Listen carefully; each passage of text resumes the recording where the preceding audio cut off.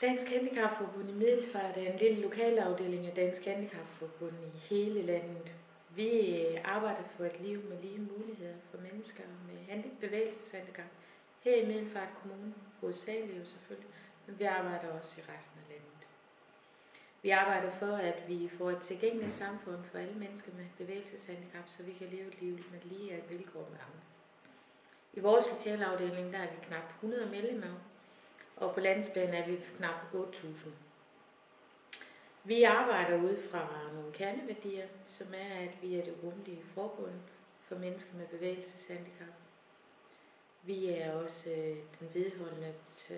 den nødvendige talerør, den vedholdende vagtblod. Vi er medlemmernes kompetente rådgiver og vejleder, og for os der handler det om, at vi giver hjælp til selvhjælp via bisidning og rådgivning.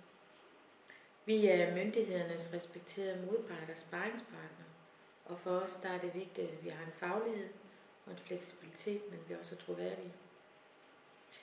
Vi er en del af hele handicapbevægelsen og samarbejder både lokalt og globalt.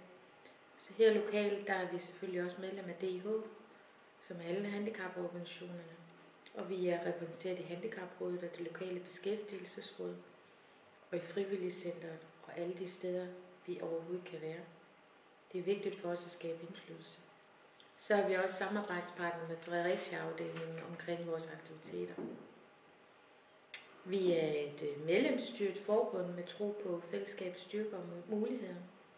Og når vi snakker styrker i vores sociale fællesskab, så er det der med, at man har en gensidig forforståelse for hinanden med handicap, og man behøver sikkert fortælle, hvad det vil sige at have et handicap, men man bliver mødt som et menneske i stedet for mennesket med handicap.